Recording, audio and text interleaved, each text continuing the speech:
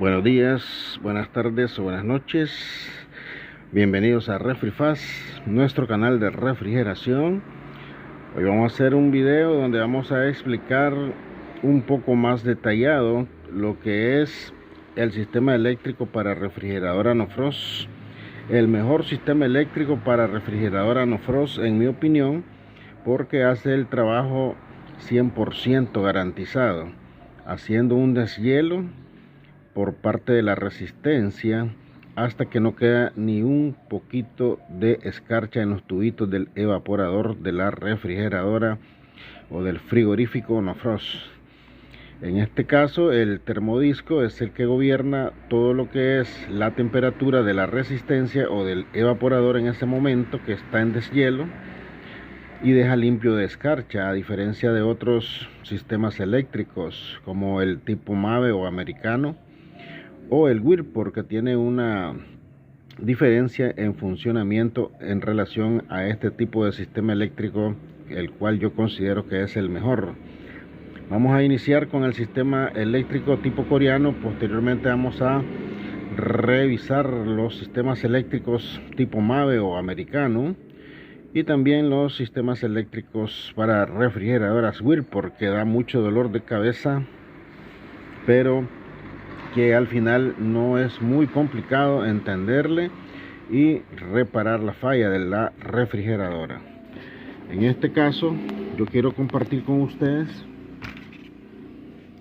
un circuito en serie para el timer. Aquí vemos un timer.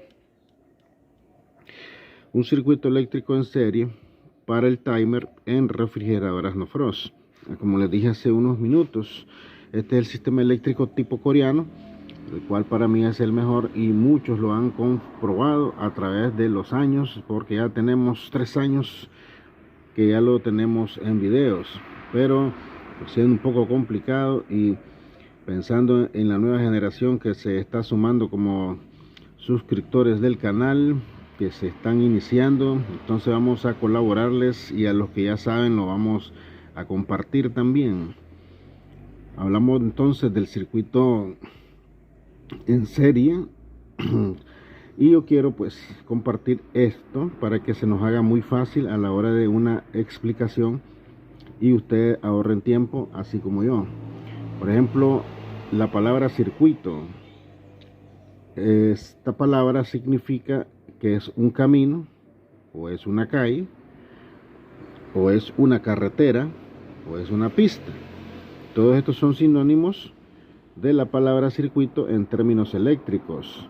Recordemos que la corriente eléctrica tiene que tomar un camino a través de unos cables, y entonces a ese camino se le conoce como circuito, para que vayamos valorando cuando hablemos de fallas eléctricas y nos topemos con un problema, y yo les diga en el video: el circuito de deshielo del refrigerador marca MAVE está malo. Entonces ustedes saben que es el circuito, el camino solamente del deshielo, porque tenemos dos caminos: el del deshielo y el de congelación, es decir, frío y calor, o calor y frío. La abreviatura para la palabra circuito, yo la aprendí en la escuela cuando estudié electrónica industrial, que tuve pues desafortunadamente un año nada más de clases por motivos circunstanciales. Entonces tenemos que la abreviatura para la palabra circuito se escribe la letra C, la letra K, la letra T y la letra O en mayúscula, y si lo quieren pues o prefieren en minúscula, aquí está: C, K, T, O, circuito, para no escribir la palabra circuito completa. En serie es, dice la definición, uno detrás del otro. Yo pues cuando estaba iniciándome y estaba pues en mi época de juventud, de adolescencia, y estaba estudiando electrónica industrial, cuando me dijeron en serie en la escuela, yo me imaginé como, por decirlo así, un ejemplo, ¿verdad? Cada cabeza es un mundo. Yo me imaginé un tren un tren. Dije yo, bueno, se parece a un tren porque el tren tiene varios vagones y uno va conectado al otro. Bueno, pero eso fue por unos segundos mientras seguía escuchando la explicación del profesor. Aquí lo que son, es decir, lo que es la definición en serie, que uno detrás del otro, tenemos este ejemplo. Por ejemplo, los billetes, si ustedes se han fijado, tienen un número de serie que cambia solamente el último. Por ejemplo, podemos decir que la serie del billete X, cualquier tipo de billete, vamos a poner como un ejemplo E-2503816, y tenemos el otro número E-2503817. Quiere decir que lo que cambió fue el último número, como lo tenemos acá señalado, y eso es la serie. Luego esto va a ir cambiando el segundo dígito, tercer dígito, etcétera, etcétera. Y para lo que es magnitudes eléctricas, yo quiero compartir esto también para que ustedes se vayan familiarizando y conozcan el amperaje abreviado, el voltaje abreviado y la resistencia eléctrica abreviada. Así por lo general vamos a poner lo que es amperaje, voltaje y resistencia. De ahí nace la ley de Ohm, algo un poco más complicado, pero quiero hacérselos acá en una breve, vamos a darle una breve repasadita, donde dice que el amperaje es la corriente, el amperaje también es la intensidad, el voltaje, esa es la fuerza, y la resistencia es todo lo que se opone al paso de la corriente eléctrica.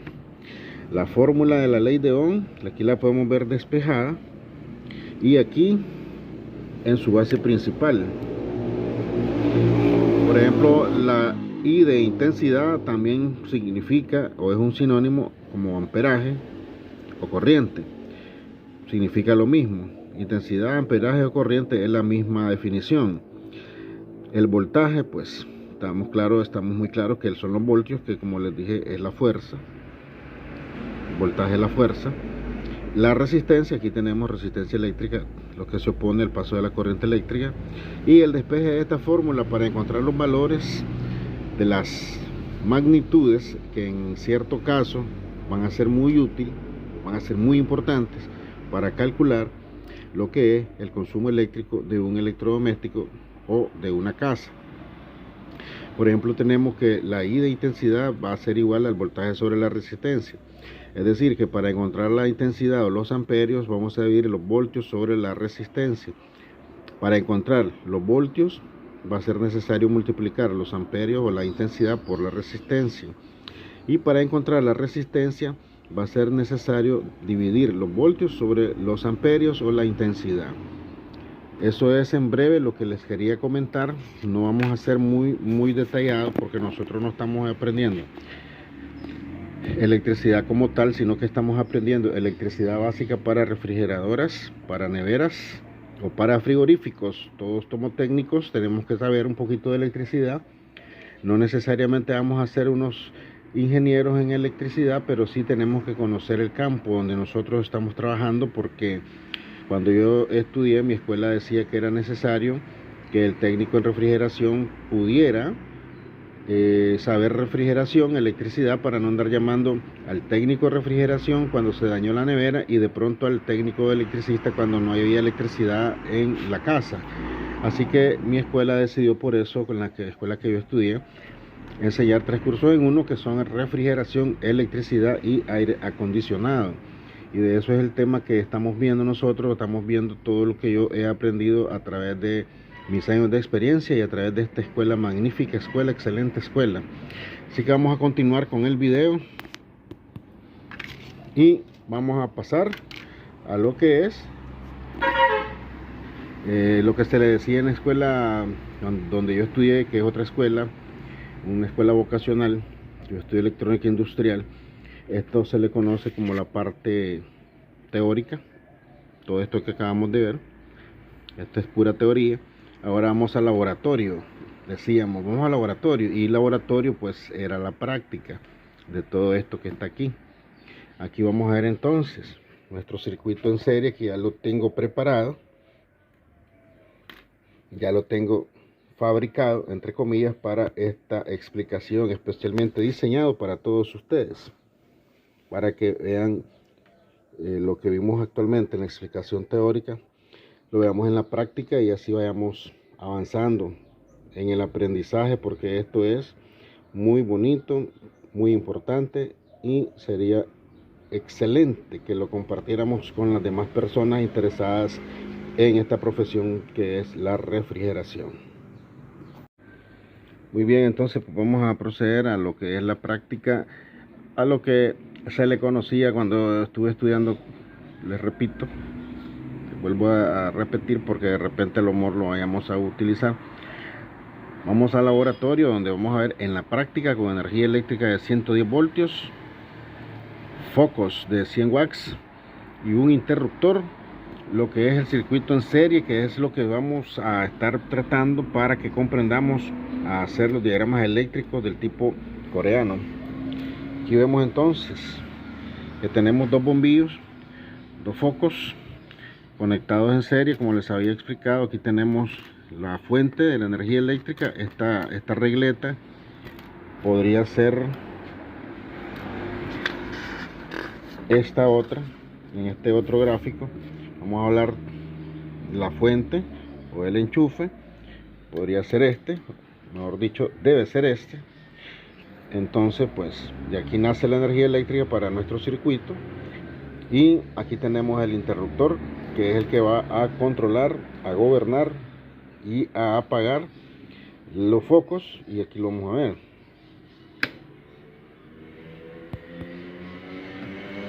Ahí tenemos los dos focos de 100 watts en serie, funcionando como debe ser, según como dice nuestro esquema. Aquí tenemos nuestro esquema. Tenemos dos focos, una fuente de energía eléctrica donde nace la corriente eléctrica, en este caso es el enchufe, que de ahí nace, entre comillas, y un interruptor. Aquí tenemos el interruptor, que es el que apaga y enciende los focos. La corriente eléctrica, recordemos que tiene en corriente alterna, así como en corriente directa. Tenemos una que se llama positiva. En este caso en alterna se le conoce actualmente como fase. Cuando yo aprendí se le conocía como positivo. Y el neutro, que en mis tiempos se les conocía como negativo. Así que tenemos aquí nuestro circuito en serie.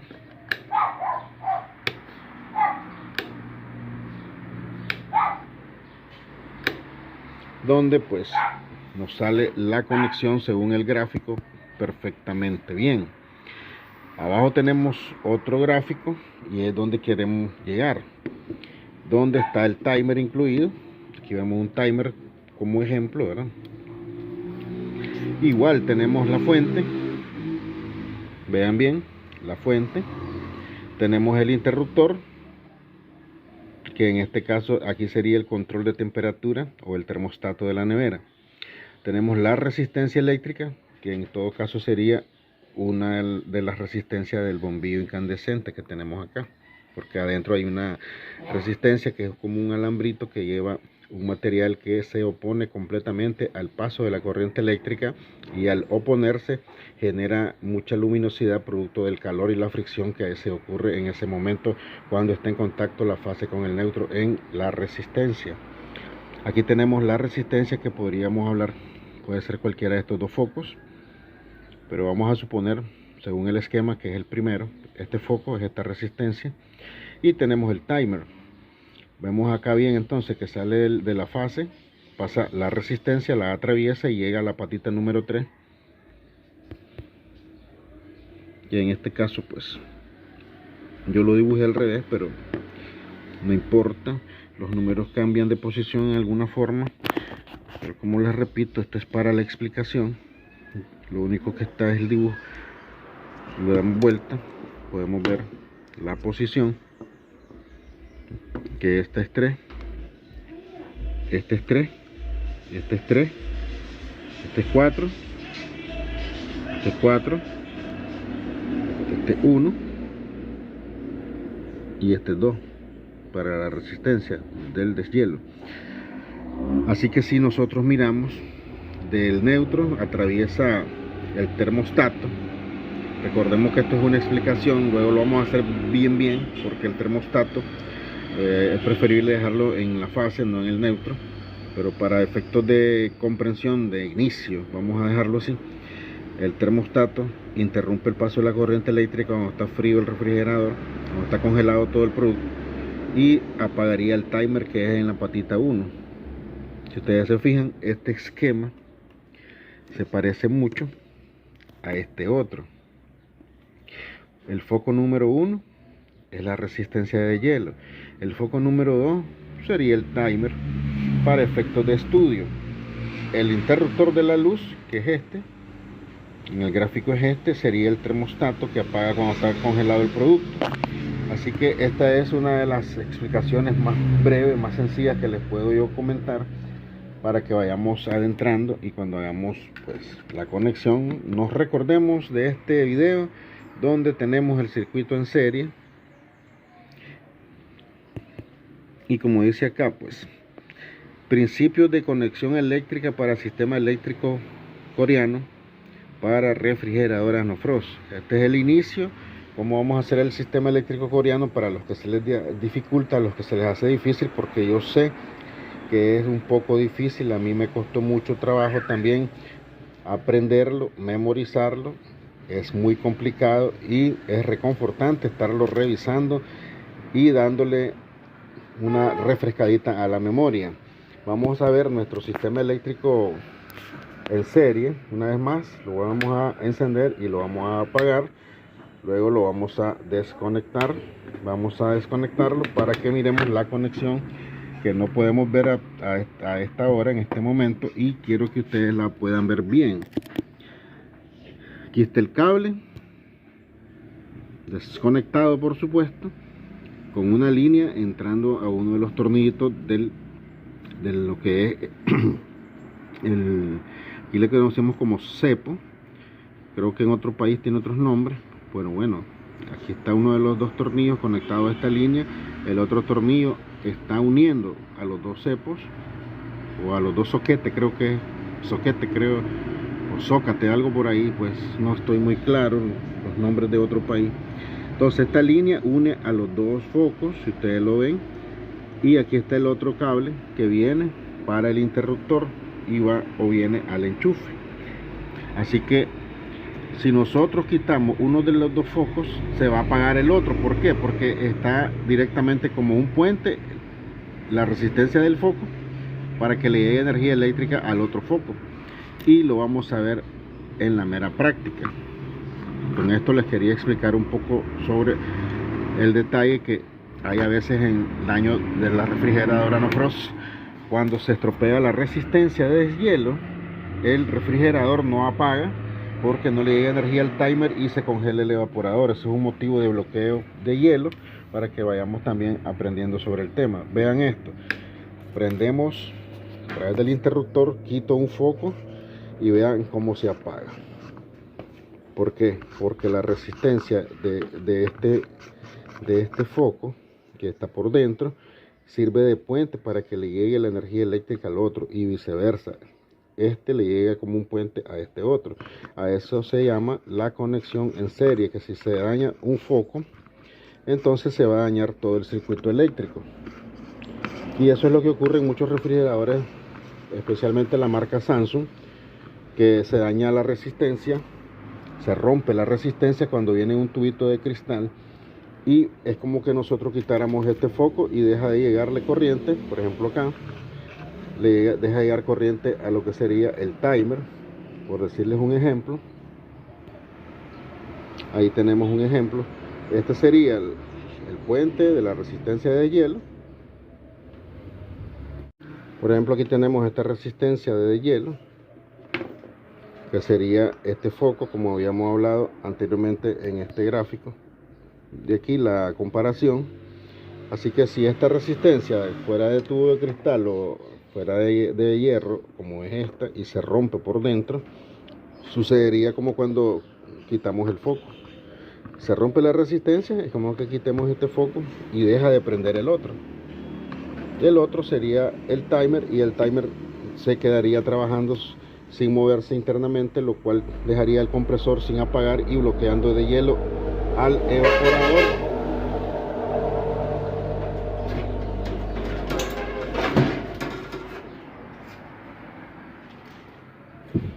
bloquearía de hielo al evaporador como este que está acá, porque al no apagar el compresor, porque el timer no funciona, que no le llega corriente eléctrica por la resistencia dañada, y aquí tendríamos un bloqueo de hielo, lo cual que sería revisar muy bien, porque si nos vamos al termodisco a cambiar timer nada más, van a regresar por un reclamo. Así que es todo de mi parte, muchas gracias por su tiempo, no olviden suscribirse, darle like, los espero en los comentarios como siempre, ya saben, gracias por su apoyo, muchas gracias a los nuevos suscriptores, sigan sumando, sigan compartiendo, que vamos a seguir aprendiendo, porque nos falta mucho que compartamos.